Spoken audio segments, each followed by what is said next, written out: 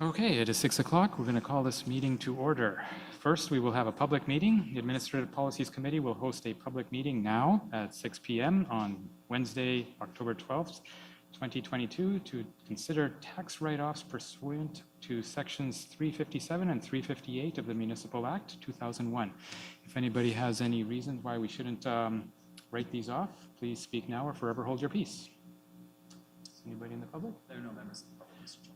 Hearing no members in the public and no members of staff having given any reason why we should go against the staff report, we will close this public meeting and commence the regular meeting of the Administrative Policies Committee. Calling this meeting to order now at 6 o'clock also, I would ask for an approval of the agenda.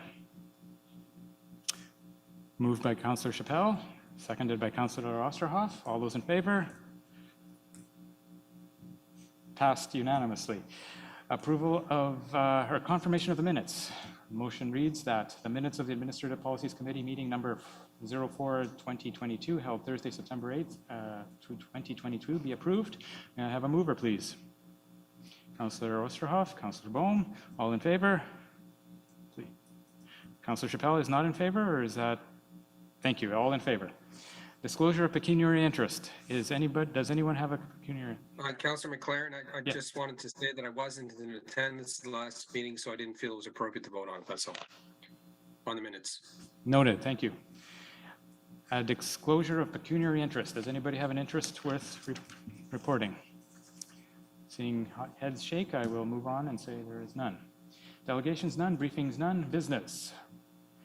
We will now, Rita Crest Board of Management will now resolve the Administrative Policies Committee will resolve itself into the Board of Management for Rita Crest Homes. May I have a mover?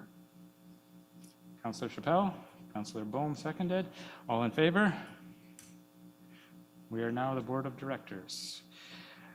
May we have a report from the Commissioner of Community Services? No, please, go ahead. That's okay. Thank you. And good evening. This is the fourth report that is provided to the Rita Crest Board of Management for 2022. It is a rather short report, as we were here last month, so only 4 weeks worth of information. Excuse me. The information that we are looking at is from August 16th through to September 15th. Rita Crest Home has maintained an overall occupancy rate of just over 92% for this reporting period. The home's occupancy remains based on 168 beds as we continue to have 2 beds held in abeyance related to the current resident washroom renovation project. Rita Crest had 3 incidents reportable to the Ministry of Health and Long-Term Care over this past 4-week period with no inspection visits. As of September 15th, there were 484 people on the wait list for the home. 448 of those are actively seeking and/or requiring long-term care. 36 of those are in crisis awaiting placement. The home is currently working with researchers from Queen's University to explore new ways to monitor COVID-19 activity at Rita Crest. The researchers are working with Utilities Kingston and KFL&A Public Health Unit to collect wastewater samples for Rita Crest Home's sewer output. If we are successful in measuring the COVID-19 samples, this may give us more information on a general level on the current activity of COVID-19. We're just working to try and isolate the home from our current neighbors at the towers. As noted in this report, there was changes currently made provincially for COVID-19 response within long-term care homes. As of last week, however, there have been further restrictions lifted, which will be effective as of this coming Friday, October 12th. The province is working to ease restrictions related to visitation, resident activities, as well as staff screening protocols. The home is pleased to report that 92% of our residents have received the 4th dose of the COVID-19 vaccine. 98% of residents have at least 3 doses. The home has also begun to provide those residents eligible with the 5th dose of the bivalent vaccine. As well, residents and staff have both started influenza vaccines, which was initiated this week through clinics. As of the end of August, Rita Crest Home has spent just under 55% of its municipal contribution, which places us $752,000 under budget. Budget figures this early in the fiscal year have many considerations and timing adjustments, and much of this underspend is related to wages at this time. And I'm happy to answer any questions. Thank you. Are there any questions from the directors? Seeing none, I thank you very much for your presentation. And I now move that we rise from the Board of Management and return to the Administrative Policies Committee. So the motion reads that the Administrative Policies Committee arise from the Board of Management of Rita Crest Homes. May I have a mover? Councillor Chappelle, seconded by Councillor Osterhoff. All in favor? Unanimous. Welcome back, councillors. Item B, tax write-offs pursuant to the Municipal Act. Madam Treasurer, let us know who's not going to pay the taxes this year. Thank you, through you, Mr. Chair. So this is the periodic report that comes before this committee for council approval of the write-offs. There is a exhibit to the report that lists per property each of the write-offs that are being recommended, totaling just over $200,000, which will be charged against our estimates provided for in the 2022 operating budget. Thank you. Are there any questions from the committee? Seeing none, I will move to the public. Are there any members of the public here? And seeing that there's no members of the public, I will read the motion.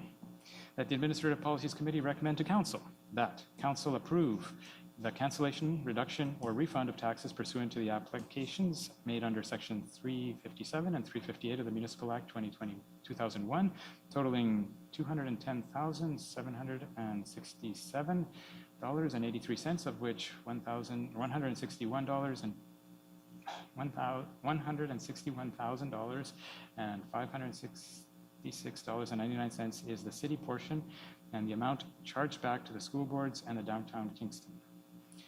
Business improvement area are $44,787.47 and $4,413.43 respectively, as listed in Exhibit A, attached to report number AP 22-021. May I have a mover? Moved by Councillor Bohm, seconded by Councillor Chappelle. All in favor? Passed unanimously. Thank you. Moving on to item C. Uncollected tax write-offs pursuant to the Municipal Act of 2001. Again, a report by the Madam Treasurer, please. Thank you, through you, Mr. Chair. So this is a report that we bring to the committee on an annual basis, recommending that we write off and remove from the tax roll some properties that have been deemed uncollectible, and particularly where there is no, it's not effective or appropriate to conduct a tax sale, or where we have done that and we have not been successful. Again, the exhibit to the report lists about just under $6,500 of taxes that we are recommending be written off. The exhibit does give some additional information on the reasons for each. The majority of the properties are included in the inappropriate to actually conduct a tax sale category, and you'll see from the dollar values that the properties that are included are assessed for very low values, and so those are before the committee for approval tonight. Thank you. Are there any questions from the committee? Seeing none, I'll turn to the public. Is there any public? Mr. Chair, there are none. Having seen that there is no public and no questions from the committee, we will call a question. May I have a mover? Councillor Osterhoff, Councillor Chappelle seconding.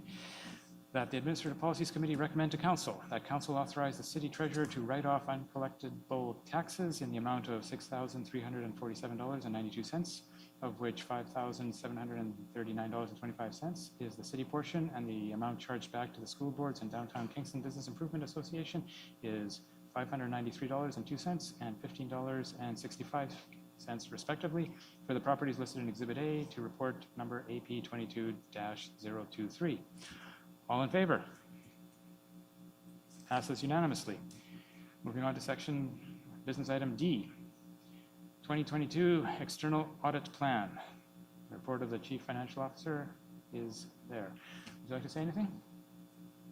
Thank you, through you, Mr. Chair. Last one, I promise. This report reflects the upcoming 2022 external audit that KPMG will be performing. And as part of their process, they like to come before this committee just to present the audit plan for the 2022 fiscal year, provide the committee members with an opportunity to discuss directly with the auditors any concerns that they have or input to that plan. So with that, perhaps I can turn it over to Ms. Laurie Huber from KPMG, who is with us virtually, both her and Caitlin Cox, who manage this audit for us. So I'll turn it over to them, perhaps just to prevent some of the high-level details of the plan. Please go ahead. Thank you, Mr. Chair. It's our pleasure to be here before you this evening, just as Ms. Kennedy had articulated, to really gain your insight as we start to embark on our audit plan for the fiscal 2022 year. Our formal audit plan was pre-circulated as part of your package here tonight, but certainly between Caitlin and I, we'll walk you through the highlights and really would welcome any questions or comments that you may have. So starting on the slide that speaks to our audit platform, which is KPMG Clara, pretty new and exciting for us as a firm this year. We've talked about this for a few years. Certainly you would have seen this in our audit plans in previous years, little snippets, but 2022 is going to certainly be a year of change. We are finally at the point whereby a KPMG audit in Canada is going to look very similar as it will in other countries. We have now developed and created a standardized software and a standardized platform for all of our audits, and the City of Kingston will be moving into that workflow this year. So we've given you a slide there to give you a little bit of insight in terms of the things that we are able to do.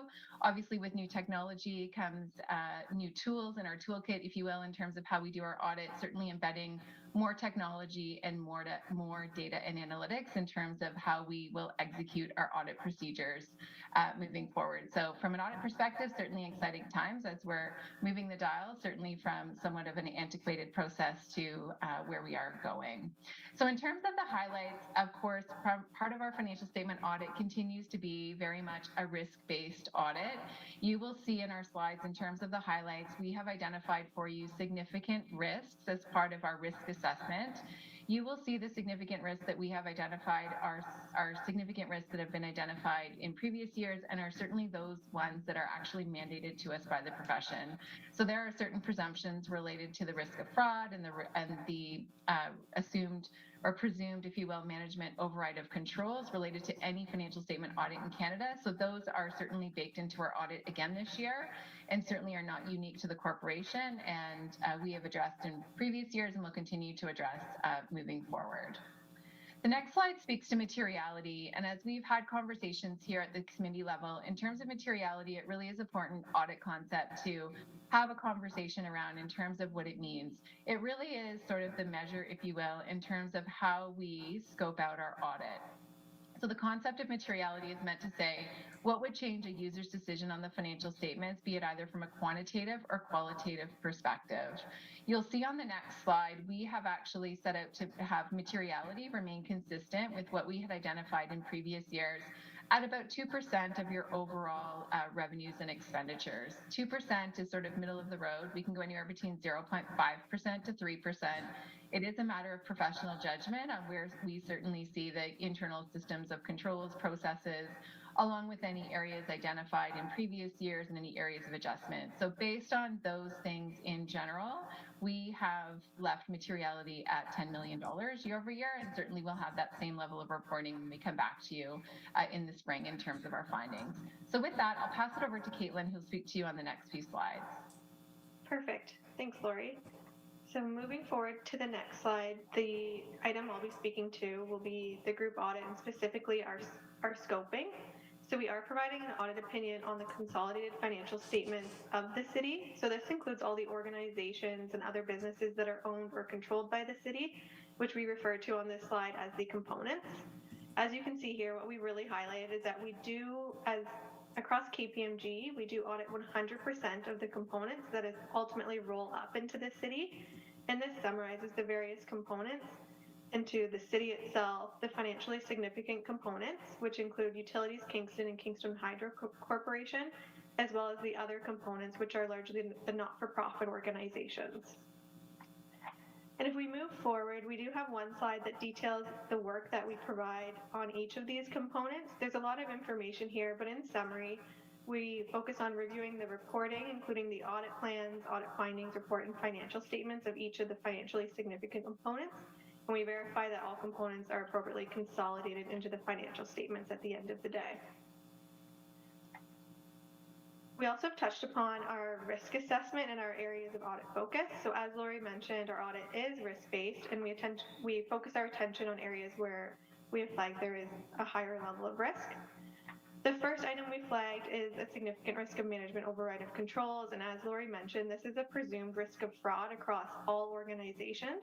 So within our audit plan, you'll see we've incorporated the required procedures to address this risk, which largely includes testing the controls surrounding the financial reporting process as well as specific journal entries. Our other areas of focus are laid out, as well as the reason we have flagged them as having a risk of error as in our underlying audit approach to address these risks.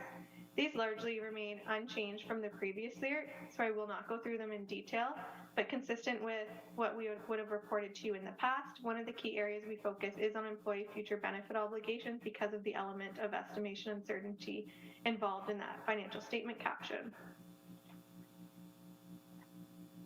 We've incorporated our key milestones and deliverables, which will look fairly consistent with what you would have seen in the past, with us reporting to you in October, completing our interim fieldwork in a month or so, and ultimately reporting back to the committee in June with final approvals in June or July. The remainder of our report is the appendices, so I won't propose we go through them in too much detail. They're largely there for your informational purposes, but there are two key appendices that I might flag. So we have highlighted one new auditing standard as well as one upcoming accounting standard that will be effective in the next fiscal year for your information. So with that, we can pause here and are happy to address any questions you may have. Thank you. Does the committee have any questions? Councillor Chappelle. Thank you, Councillor McLaren, Mr. Chair. One of the questions that I've raised previously was trying to get an account of all of the times that we've hired consultants and have a report just on consultants. Is that something that can be put forward in the 2022 plan so that the public and the residents of Kingston can have an understanding of the number of consultants and the value of those consultants per department as a report for us as residents of the city of Kingston? Perhaps through you, Mr. Chair, I'll take a first cut at that question, recognizing it has been addressed in previous years. Certainly, Ms. Kennedy has had discussions on this topic in the past. We can easily produce a report on any types of financial information, and along with that would be, a separate engagement based on a separate level of materiality, based on a separate sort of, right of, agreement, terms of arrangement, terms of reference, all that sort of thing. However, perhaps I'll go through you, Mr. Chair, to ask Ms. Kennedy to perhaps give her insight on what might be beneficial to address that question.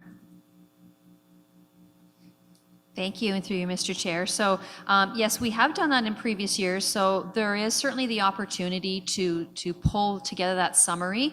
I believe when we provided it in the past, we actually just went back to all of the delegated authority reports that had come to council on a monthly basis. So everything over 20,000 that was a consulting type service, we pulled and provided by department and summarized that way. So that is certainly information, if the committee wants, that we could do again. I would suggest bringing it back perhaps as part of when KPMG comes back with their audit findings report. We could just attach that as part of the staff report rather than utilizing the KPMG's time to pull that together. Thank you. Any follow-up questions, Councillor? Certainly. Do we require a motion for that to ensure that it's just part of the natural process on an annualized basis? If we do, it would be at council. We cannot direct staff here. Only council can do that, but we can make a recommendation to council if you would like. You can write a motion and we can put it in as a recommendation to council. Thank you, Councillor McLaren. That's very wise advice. I appreciate that. I forgot. Thank you. One other question I have. You mentioned that this will be a year of change. You're doing international standards now. Are the guidelines of those standards so broad that the jurisdiction that one is in does not matter? Mr. Chair, that's a great question. So no, it does matter. So it's a global tool built on Canadian standards. So the standards upon which we audit to are unique to our country. Great, thank you. And Madam Treasurer, can we fulfill those? I'm sorry, Mr. Chair, I missed that question. The new standards that this year of change will put upon us, is your team able to handle them? Yes, thank you, through you, Mr. Chair. Absolutely. We've actually already started on the asset retirement obligations. It's quite a bit of work, but yes, our existing team is able to handle the work that's required behind the scenes for those. Thank you very much. Welcome, Councillor Holland. We are on Section D, External Audit Plan. Did you have any questions? Okay. Then the recommendation, let's put it on the floor, that the 2022 Audit Plan as presented by KPMG and attached as Exhibit A to Report AP 22-020 be received for information purposes. May I have a mover? Councillor Bohm, Councillor Chappelle. All in favor? Passes unanimously. Thank you. No motions, sorry, I should double check. Councillor Chappelle, did you want to make a motion to send to council? You're on mute. Thank you. I thought the motion would have to be presented at council, but the motion would simply be that we have a report associated with the planning, with the finance report from KPMG that outlines the amount and the department in which consultants were hired at the City of Kingston for the previous year.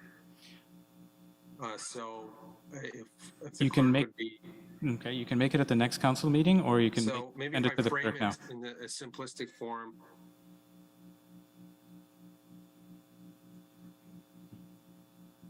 I'm sorry, I didn't hear what you said. Sorry, through you, Mr. Chair. So the motion section is mainly for motions that have already been presented and printed on the agenda. Notice of motion would be appropriate, but if you would like to send me that in writing, and then we could put it up on screen at that motion, at that point. That's an option. I would recommend against it, considering that that would mean that it would be coming to the next Administrative Policies Committee, which I do believe will be after the next election. If you want to move it, I would suggest that you give it to the regular city clerk for the next council meeting, which will be before the next inauguration. Yes, and maybe Mr. Clerk can assist me. How many council meetings do we have for the outgoing council to participate in? Through you, Mr. Chair, there are 2 in November. One, I believe, on November, let me just pull up my calendar here. One on November 1st and one on November 10th. Okay, great. Thank you very much. Thank you. So no notices of motion. Any other business?